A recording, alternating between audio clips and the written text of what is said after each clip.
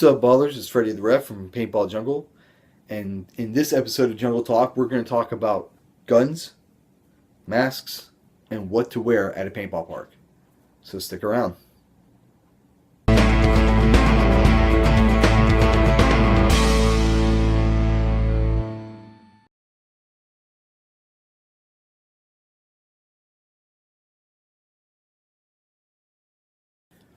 One of the questions that I get asked a lot is, what is the best paintball mask out there?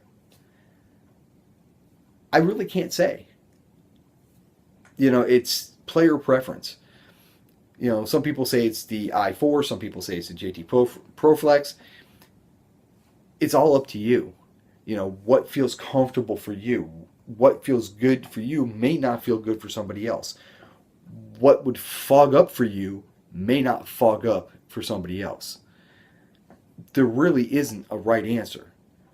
I have people that tell me that the I4 is the best mask in the world, and then you give it to somebody else to wear, half their face is hanging out, they can't see, it's just not a good mask. The JT Proflex is the most common paintball mask. I see a lot of those.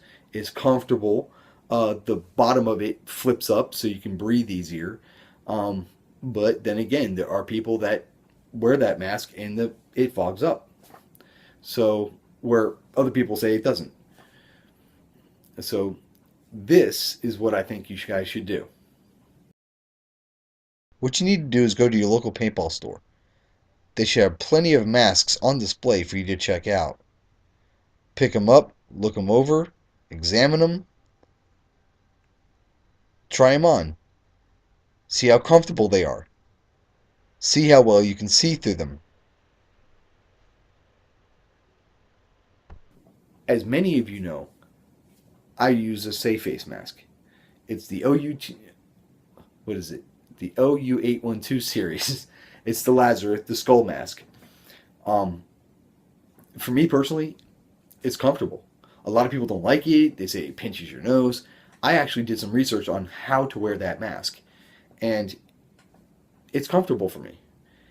It fogs up very little, and most of you that are out in the jungle can see that I have a battery pack on the back of my strap.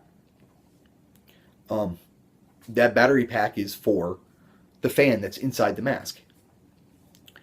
I don't have the fan blowing in the mask. I have it blown out. So what happens is all the air gets sucked in through the portholes, goes across my face, clears up the fog in a matter of seconds, and I shut it off, and it's fine. A lot of, well, I shouldn't say a lot. I know for a fact that JT makes a fan for its Proflex. A lot of people I've seen use little computer fans like I have in the safe face mask to defog the mask. Simple. Just get creative.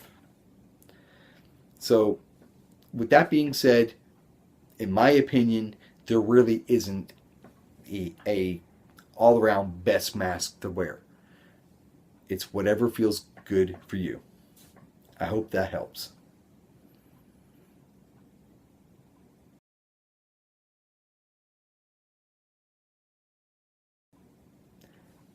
Guns. Well, there are so many guns I can't even count. Some people, and like for the masks, it's also player preference. You got the Bob Longs, you have the Planet Eclipse, the Dies, the Invert Mini, the Empire Axe. You have all these different guns.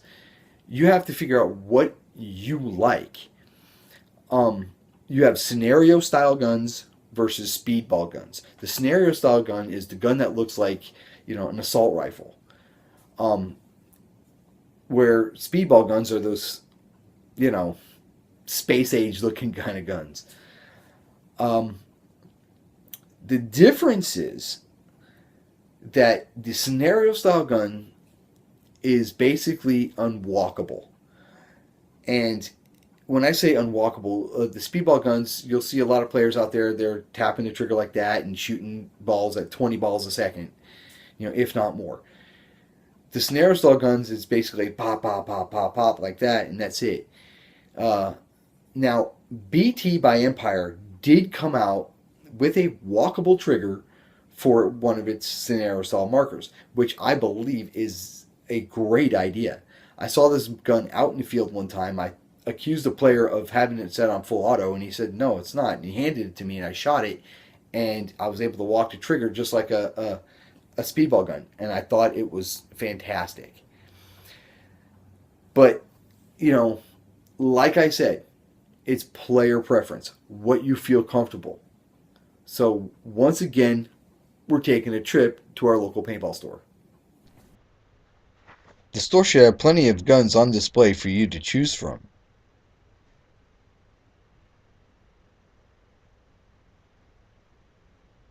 Ask to see the gun, hold it in your hand to see if it feels comfortable.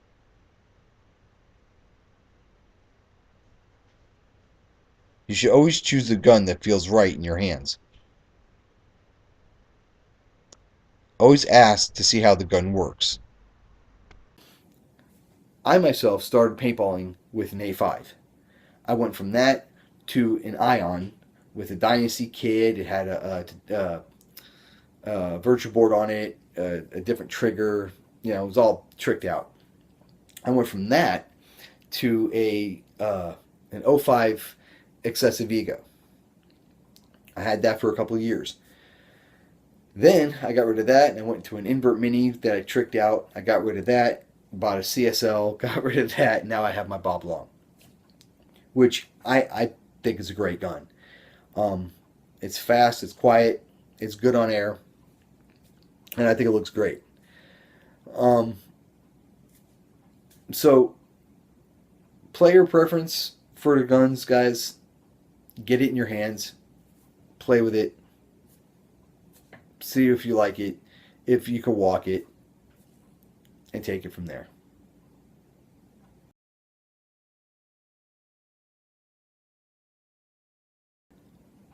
Okay, what to wear at a paintball park. Now, this segment, well, put it this way, this segment is basically for you women. Guys, you guys know what to wear at a paintball park. Women, well, I know you like to look good. And as a guy, we appreciate it. The problem is when you walk up wearing your tight jeans or your spandex pants, it's not paintball friendly. Don't get me wrong, it looks good, but you see, in paintball, the baggier, the better. The baggier means you're going to get bounces. Bounces is what you want. Breaks is not what you want. And the tighter the clothing, the more likely it's going to break. Not to mention, it might even leave a little, you know, paintball love, as I like to call it, little mark on you. Tight clothing, not so much for a paintball. If you want, go to Walmart or go to Target or whatever, buy yourself a big baggy pair of sweatpants. Okay, keyword here, woman, is baggy. Want bounces, not breaks. So, once again, if you are not that serious into the paintball and you just want to, go out and play a couple times, that's great. If you want to get serious, we're going back to the paintball store. Much like the masks and the paintball guns, the store should have a large assortment of paintball clothing, such as jerseys and pants. Remember, the baggier, the better. You want bounces, not breaks. Now, depending on your budget and what you want to wear, I mean, paintball pants can go from anywhere from, I don't know, 50 to $150. The more expensive, the more padded, which is a nice feature. Same with the jerseys. It all depends on what you want. I mean, you can get a regular jersey with no pads and then buy like the arm gauntlets and the and stuff like that. That's what a lot of players do, and I hope this helps. If you have any questions, or please leave them in the comments. If anything you want to talk to me about, or if you want anything to discuss, leave it in the comments, and I'll get to it in the next episode of Jungle Talk. Or if you happen to see me in the field, come up, say hi, talk to me, and maybe we can get something on film for you. All right? So, Freddie the Ref, see you guys in the middle.